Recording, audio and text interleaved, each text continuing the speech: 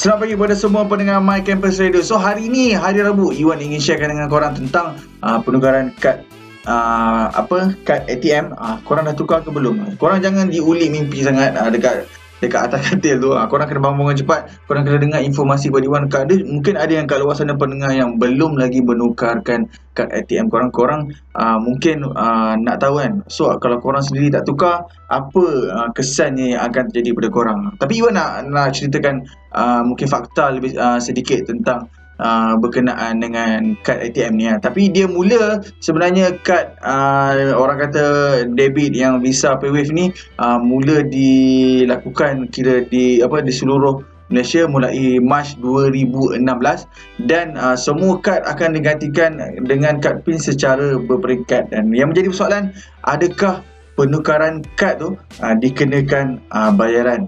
Dan macam mana kalau kita tak nak tukar, guna kad yang lama, dan adakah transaksi akan berjaya? Kalau korang nak tahu apa jawapan dia, kenapa kena tukar kad bank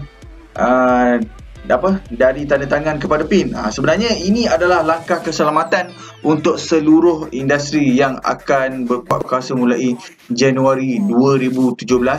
PIN akan lebih selamat kerana ia boleh mengelakkan penipuan atas kehilangan ataupun kecurian kad. Penggunaan PIN dapat memastikan lapisan keselamatan tambahan untuk pengesahan serta perlindungan ke atas pelanggan lebih terjamin. Sebab apa yang Iwan nampak sebenarnya, sebab selalu macam orang bila dia pergi ke supermarket tu, sign je kan. Kalau macam kalau kena tipu pun sign pun bukan orang tahu kan. Itu mungkin antara sebab-sebab kenapa kena tukar kad tu. Tapi selain daripada menukar kad, boleh tak memilih untuk kad yang sedia ada dengan PIN. Kad yang sedia ada sebenarnya tak memenuhi keperluan teknikal untuk menyokong PIN. Oleh itu pihak bank-bank kat luar sana mengeluarkan kad baru untuk semua pelanggan-pelanggan kad luar sana. So korang semua perlu menukar kad korang sebab untuk orang kata memastikan kelancaran korang untuk dalam